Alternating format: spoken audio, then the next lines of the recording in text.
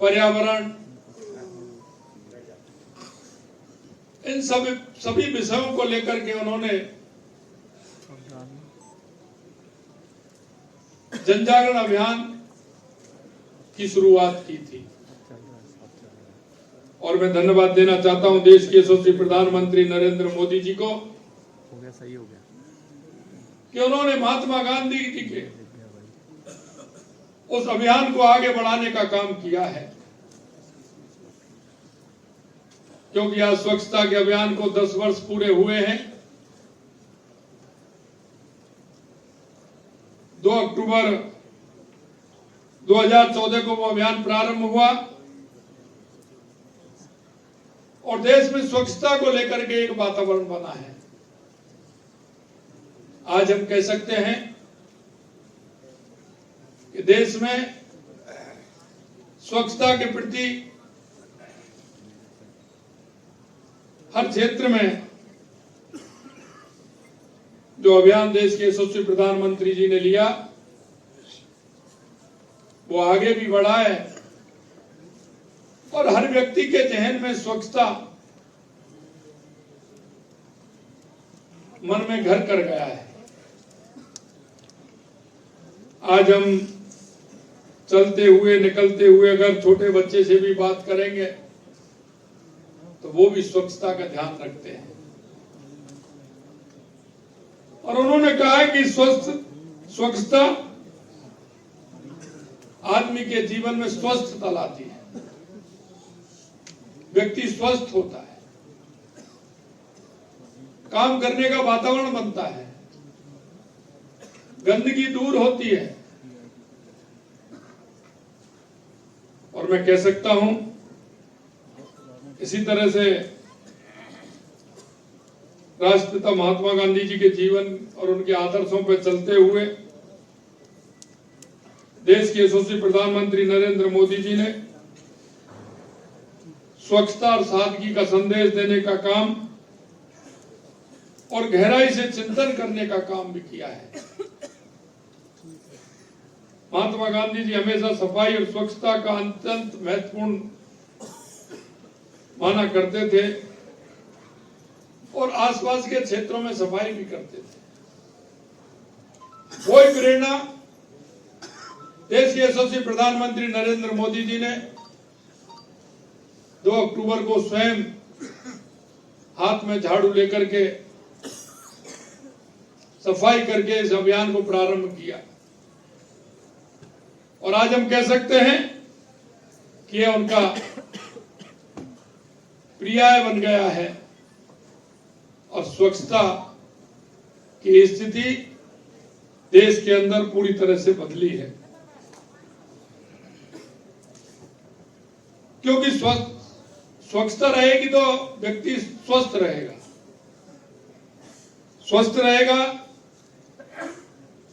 तो अच्छे अच्छे आइडिया उसके मन में आएंगे और हमारा राष्ट्र प्रगति की तरफ आगे बढ़ेगा। भाई और बहनों,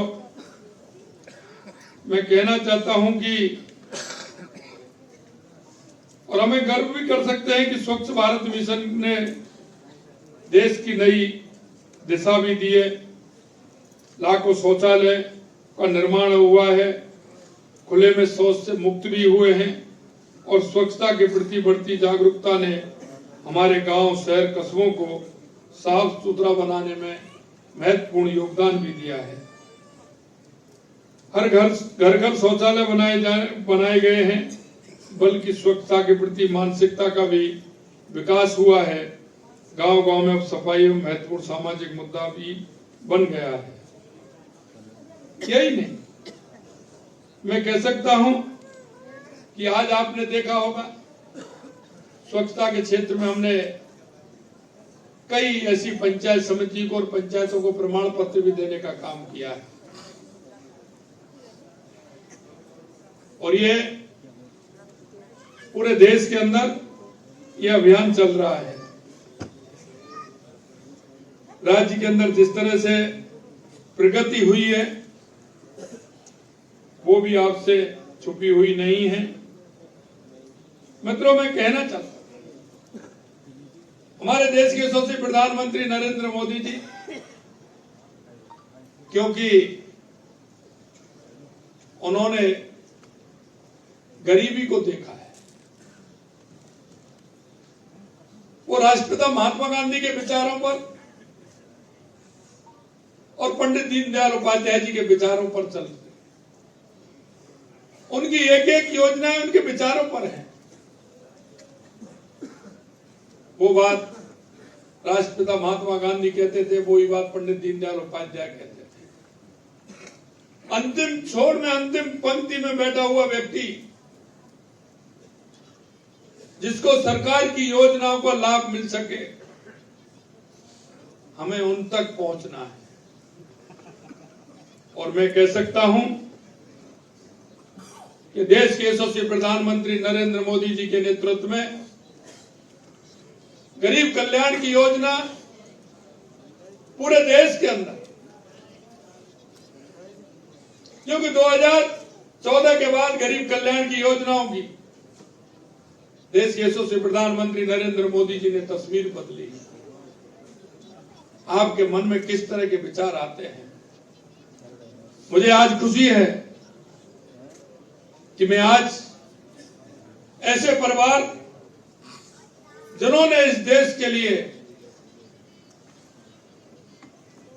इस परिवार जो आज हमने पट्टे दिए, उनके पूर्वजों ने बहुत बड़ी लड़ाइयां लड़ी। चाहे इस देश के अंदर हूण आए, कुषाण आए, इस्लाम आए, अंग्रेज आए, लेकिन मैं कह सकता हूं ये समाज अग्रणी रहा और इन समाज के पूर्वजों ने पूरी तरह से लड़ाई लड़ी।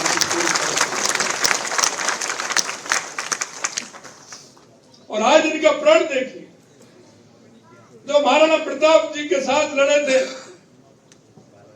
क्योंकि महाराणा प्रताप हमारे गौरव हैं, उनके साथ जिन्होंने युद्ध किया था, उन्होंने प्रतिज्ञा ली थी। और मैं कह सकता हूं कि आज तक वो अपनी प्रतिज्ञा पर अटक हैं। ऐसे लोगों का सम्मान करना बहुत आवश्यक है। कितनी यातनाएं झेली, कितना समर्पण उनका था, लेकिन सही कहा मेरे भाई राकेश जी ने, कई लोगों के आपने उनके मन के उद्गार सुने होंगे कि आजादी के 70 और 75 साल बाद अगर उनको मकान बनाने के लिए जमीन नहीं मिले, उनको एक रहने के लिए आवास नहीं मिले, तो कितनी बड़ी बात होती है। मित्रों, मैं धन्यवाद देना चाहता हूं देश के यशस्वी प्रधानमंत्री नरेंद्र मोदी जी को, जिन्होंने गरीब कल्याण की योजना है, क्योंकि वो गरीबी से निकल करके, गरीबी को देख करके वो आगे बढ़े हैं, और इसीलिए वो गरीबी के महत्व को जानते हैं। उनकी हर एक योजना उस गरीब व्यक्ति के लिए होती है, एक उस किसान के लिए होती है, एक मजदूर के लिए होती है, एक मेरे उस युवा भाई के जो सपने होते हैं, उस युवा भाई के की बात होती है, एक हमारी जो माताएं, क्योंकि माताएं तो हमारी जन्म से ही जो तपस्याएं करती हैं, हम सभी जानते हैं। हमारी माँ खुद गीले में सोती है और अपने बेटे और बेटी को सूखे में सुलाती है। उस माँ का कोई मोल नहीं होता है। ऐसी माँ का अगर कोई ध्यान रखने वाले हैं तो हमारे देश के यशस्वी प्रधानमंत्री नरेंद्र मोदी जी। इसीलिए वो कहते हैं कि इस देश के अंदर 4 जाति है, और वो 4 जाति कौन सी हैं? मजदूर, किसान, युवा और महिला, अगर इनका उत्थान होगा, ये अगर आगे बढ़ेंगे तो निश्चित रूप से हमारा देश भी आगे बढ़ेगा, हमारा प्रदेश भी आगे बढ़ेगा। मित्रों, मैं कहना चाहता हूं, ये देश के यशस्वी प्रधानमंत्री नरेंद्र मोदी जी का सेवा पखवाड़ा है और इस सेवा पखवाड़े के माध्यम से आपने देखा होगा 17 सितंबर का हमारा कार्यक्रम था। हमने उस सेवा पखवाड़े को ऐसे ही नहीं, हमने 8000 हमारे युवाओं को नियुक्ति पत्र देकर के प्रारंभ किया था। नियुक्ति पत्र देकर, और आज आप देख रहे हैं कि 21,000 हमारे उन भाई बहनों को जिनको मकान बनाने के लिए पट्टा नहीं था, 21 राजस्थान के अंदर घुमंतु, अर्ध घुमंतु, विमुक्तों के लिए 21,000 पट्टा देने का काम आज 2 अक्टूबर को किया गया।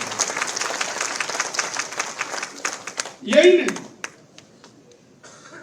मैं और आपको बताना चाहता हूं, हमारी प्रदेश की सरकार ने आज हमको लगभग 9 महीने होते आए हैं, हमारा एक एक काम उस गरीब के लिए, किसान के लिए, मजदूर के लिए, हमारी बहनों के लिए। और अभी आपने देखा होगा 29 तारीख को कैबिनेट की बैठक हुई थी, क्योंकि हमें पता है, हम गरीब के दर्द को जानते हैं, उस मजदूर के दर्द को जानते हैं, जिनका बेटा पढ़ा लिखा है, रोजगार के लिए घूम रहा है। मित्रों, मैं आपसे कह सकता हूं कि पहली बार 29 तारीख को कैबिनेट में 90,000 वैकेंसी निकालने का काम किया है राजस्थान के अंदर। 90,000, शायद ये पहला मौका होगा, मुझे ध्यान नहीं है कि एक साथ 90,000, और वो भी उस लेवल की। मैं दावे के साथ कह सकता हूं, कोई भी गांव राजस्थान में ऐसा नहीं होगा कि इस 90,000 में मेरा उस गांव के 2, 4, 5, 10 युवा नहीं आएंगे। ये भी मैं आपको कह सकता हूं। 60,000 वो, मैं आपसे कहना चाहता हूं मेरे भाई और बहनों, ये 60,000 वैकेंसी क्या 1 साल या 2 साल में इतनी रिक्त हुई क्या? मैं कहना चाहता हूं उन्होंने क्यों नहीं निकाली? क्या गरीब का व्यक्ति अगर कहीं किसी रोजगार में आ जाए, उसको रोजगार मिल जाए, सरकारी नौकरी में आ जाए, तो क्या दिक्कत होने वाली थी उनको? क्यों नहीं सोचा? ऐसा तो हो नहीं सकता है कि यह 60,000 वैकेंसी 1 साल 2 साल में ही इतनी वैकेंसी हो गई। मैं कहना चाहता हूं मेरे भाई और बहनों, जिस उद्देश्य को लेकर के आपके बीच में हम गए थे और जिस संकल्प को लेकर के हम आपके बीच में गए थे, मैं बार बार याद भी दिलाता हूं, जिन संकल्पों के साथ हम राजस्थान की जनता के बीच, राजस्थान के उस युवा के बीच, राजस्थान की हमारी बहनों के बीच में और राजस्थान के किसान के बीच में गए हैं, मैं आपसे कहना चाहता हूं, हम एक एक संकल्प को पूरा करेंगे, एक एक संकल्प को पूरा करेंगे। 60,000 हमने चतुर्थ श्रेणी कर्मचारी की जगह निकाली है और उसमें हमने कहा है कि हमारा भाई 10वीं पास होगा, पेपर देगा और पेपर देने के बाद निष्पक्ष रूप से उसका परिणाम निकलेगा और निष्पक्ष रूप से भर्ती होगी। किसी तरह का कोई इंटरव्यू या वो नहीं होगा जिससे किसी भी तरह से किसी को दिक्कत हो। इसी तरह से 23,000 हमारे सफाई कर्मी, उनकी जगह निकालने का काम किया है। वो हमारे सफाई कर्मी हर नगर पालिका में जो जिनकी आवश्यकता है, 23,000 जगह हम उनकी भी निकाल रहे हैं। और हमारे कुछ ऐसे भाई भी हैं जो वाहन चालक हैं, ड्राइवर हैं, उनकी भी जगह हम निकाल रहे हैं।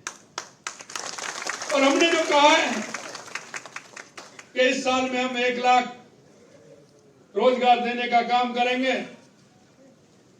और हम 5 साल में 4 लाख सरकारी नौकरी देने का काम करेंगे। मैं आपसे आज भी कह रहा हूं कि ज्यादा भली हो जाएंगी लेकिन कम एक भी नहीं होगी, ये विश्वास आपको दिलाता हूं।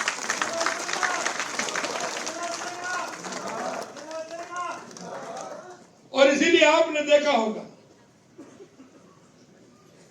कि राजस्थान के विकास के लिए, राजस्थान की उन्नति के लिए जो हमें आवश्यक लगता,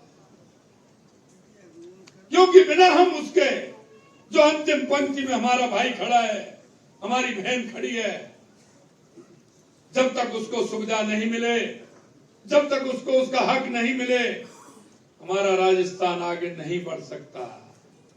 इसलिए आज मैं धन्यवाद देना चाहता हूं हमारे पंचायत राज विभाग को, उनके हमारे मंत्री जी को, माननीय मदन जी को, माननीय ओटाराम जी को, कि आज आपने एक बहुत बड़े पुण्य का काम किया है, बहुत बड़े पुण्य का काम किया है।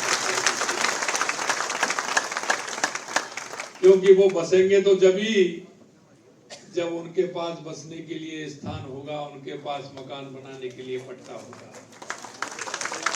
और आज मैं ऐसे सभी 21,000 उन सभी भाई बंधुओं को, बहनों को बधाई देना चाहता हूं और ये विश्वास भी उनको मैं दिलाता हूं, क्योंकि देश के यशस्वी प्रधानमंत्री नरेंद्र मोदी जी के नेतृत्व पर आप सभी को भरोसा होना चाहिए कि आने वाले समय में आपको पट्टा ही नहीं, मकान की भी प्रक्रिया धीरे धीरे पूरी होगी। क्योंकि हमें आज 2 अक्टूबर है, महात्मा गांधी जी और पंडित दीनदयाल उपाध्याय जी के अंत्योदय को हमें उन्होंने जो विचार दिया उस पर आगे बढ़ना है। मैं आपसे इतना कहना चाहता हूं मेरे भाई और बहनों, आपको मैं मेरे थोड़ी सी याद दिलाना चाहता हूं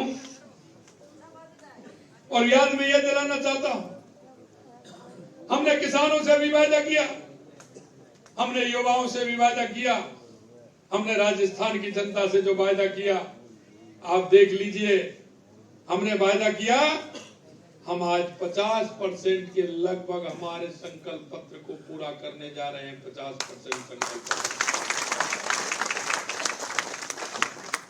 लेकिन मैं कहना चाहता हूं, उनको भी कहना चाहता हूं कि आप अभी ट्वीट करते हैं, जरा अपनी सरकार के समय के ट्वीट भी देख लीजिए, वो भी ट्वीट देख लीजिए, आप क्या करते थे। अरे आप हमको सलाह दे रहे हैं, आप कुछ सलाह पहले अपनी भी देख लेते, हमको तो बहुत अच्छी अच्छी सलाह दे रहे हैं आप। अरे आप अपनी जो सलाह पहले जो आपने काम किया है, जरा उनकी ओर भी ध्यान दे लीजिए। मैं आपको कहना चाहता हूं मेरे भाई और बहनों, जिसके मन में काम करने की होती है, जिनके मन में कल्पना होती है और जिनका नेतृत्व मजबूत होता है, निश्चित रूप से मैं आपसे कहना चाहता हूं कि हमारा नेतृत्व मजबूत है। हमने जो कहा है कि हमारा राजस्थान विकसित होगा और हमने जो संकल्प पत्र में जो वायदे किए हैं, हम आपको विश्वास दिलाते हैं कि एक वायदे को भी पूरा करेंगे और जनता से जो हमने कहा है उसको हम करके भी दिखाएंगे। हमने जो किसानों को कहा था क्या उनकी हम सम्मान निधि बढ़ाने का काम करेंगे, तो किसान सम्मान निधि बढ़ाने का भी काम किया। हमने कहा कि हम गरीबों बहनों को गैस का सिलेंडर 450 रुपए में देंगे, हमने 450 रुपए में सिलेंडर दिया। हमने कहा कि हम डीजल पेट्रोल पर वेट भी घटाएंगे, पैसा कम करेंगे, वो भी हमने कम करने का काम किया। हमने कहा किसानों की गेहूं पर एमएसपी भी बढ़ाएंगे, हमने 2275 से 2400 रुपए करने का काम वो भी हमने किया। हमने कहा हमारी आंगनबाड़ी, हमारी आशा सहयोग ये जो हमारी बहनें हैं उनका वेतन बढ़ाने का काम करेंगे, 15% उनका भी वेतन हमने बढ़ा दिया। मैं आपसे कहना चाहता हूं, हमारे जो जनप्रतिनिधि हैं, पंचायत के हो, नगर निकाय के हो, उनसे भी कहा कि हम आपका भी वेतन भत्ता बढ़ाने का काम करेंगे, उनका भी वेतन भत्ता बढ़ाने का काम किया। हमने कहा हमारी ईआरसीपी की योजना जो हमारे 13 जिलों में, उसको भी लेकर के आएंगे, वो भी आने वाली है, वो भी आ रही है। कांग्रेस के लोग कहते हैं हमें दिखाते, तुम्हें क्या दिखाते भाई, तुमने कुछ किया क्या? लेकिन हम कहना चाहते हैं मेरे भाई और बहनों, जो हम आपके बीच में, क्योंकि देश के यशस्वी प्रधानमंत्री नरेंद्र मोदी जी पर पूरे देश की जनता को जो भरोसा है कि मोदी जी जो कहते हैं वो करते हैं, और करते हैं वही कहते हैं। मैं आपको यही विश्वास दिलाना चाहता हूं। मैं अगर गिनाने लगूं तो बहुत ऐसी सारी योजनाएं जो हमने 9 महीने के अंदर हमने पूरी की है। हमने हर युवाओं से कहना चाहिए, हमारी युवा बहनों से कहना चाहता हूं, आप तैयारी करिए, क्योंकि मैंने देखा आरपीएससी और हमारे कर्मचारी चयन आयोग से मैंने कहा, लेकिन 1 साल तक लगातार जो छुट्टियां पड़ती हैं उनमें पेपर होते हैं। मैं उनसे कह रहा हूं कि 2-4 छुट्टी ले लीजिए, लेकिन पेपर जल्दी जल्दी कराइए, जिससे हमारे युवा भाइयों को और बहनों को जल्दी से जल्दी नौकरी मिल सके। क्योंकि उसमें लगातार पेपर होते हुए 1.5 साल तक, पौने 2 साल तक, 2 साल तक बुक हो गया। हमने कहा भैया 2 साल तक इतना नहीं, 2-4 दिन छुट्टी कर देंगे, कोई दिक्कत नहीं है, लेकिन पेपर कराइए और हमारे युवा भाई बहनों को जिससे कि रोजगार मिल सके। और हमने जो कहा है वो हम हमारे उन युवाओं को करके दिखाएं, ये मैं आपसे कहना चाहता हूं। हमने कहा है, कांग्रेस के लोग कहते हैं कि आप कैसे करेंगे, देखते जाइए। वो कहते हैं कि ये मुख्यमंत्री फिर बार बार दोहराता है। अरे मैं कह रहा हूं ना, आज भी कह रहा हूं, 2027 में किसानों को दिन में बिजली देने का काम करूंगा, ये मैं आपके बीच में कह रहा हूं। हमारी सरकार 2027 में किसानों को दिन में बिजली देने का काम करेगी और किसी भी तरह से बिजली की कमी नहीं आएगी। 2027 में बिजली बेचने का काम हमारी सरकार करेगी, ये मैं आपको विश्वास देता हूं। अभी कहते हैं किसान, मेरे से कहा 2-3 दिन पहले गर्मी बढ़ गई, बिजली की कटौती हुई, तो मेरे से कहा बिजली की कटौती क्यों हो रही है? मैंने कहा आपके कर्मों का दंड भोग रहे हैं, आपके कर्मों का दंड भोग रहे हैं। मैं कहना चाहता हूं कि 5 साल में एक भी बार बिजली आपने उत्पन्न की हो तो वो बता दीजिए। अरे आपने तो समझौता करके हमारी हर दिन 1000 यूनिट हमको देनी और पड़ रही है। आपने उधारी इतनी ले ली उनसे, और उधारी जब ली जब 4 रुपए की कीमत थी और हमें चुकानी पड़ रही है तो 10 रुपए की कीमत है। अगर इनको प्रदेश की चिंता है क्या? किसी तरह की चिंता है क्या? मैं आपसे कहना चाहता हूं मेरे भाई और बहनों कि हमारी सरकार, हमारे सरकार का हर मंत्री, हर विधायक, हर हमारा सांसद, हमारा जिला प्रमुख, हमारा प्रधान, हमारे आपके एक संकल्प को पूरा करने के लिए दृढ़ संकल्पित है। इसलिए मैं आपको विश्वास दिलाता हूं कि हमने जो वादे आपसे किए हैं, जो संकल्प पत्र हमने आपके बीच में रखा है, निश्चित रूप से उसको पूरा करेंगे।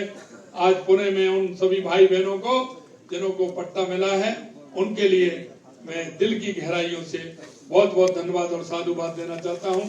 आप जो जुड़े हैं हमारे पीसी के माध्यम से, हमारे सांसद, हमारे विधायक, हमारे मंत्री जुड़े हैं, हमारे सभी भाई और बहन जुड़े हैं, उन सभी को बहुत बहुत धन्यवाद देना चाहता हूं। आप सभी को बहुत बहुत धन्यवाद। जय हिंद, जय भारत, जय राजस्थान।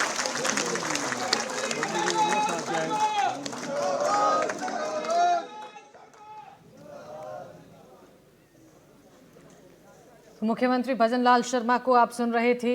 दुर्गापुरा में सीएम भजनलाल शर्मा की मौजूदगी है। आवासीय पट्टा वितरण कार्यक्रम का आयोजन किया गया है, जहां पर सीएम के साथ साथ तमाम और भी गणमान्य लोगों की मौजूदगी। मंच पर इस वक्त आप देख पा रहे होंगे घुमंतु, अर्धघुमंतु और विमुक्त परिवारों को पट्टे बांटे गए।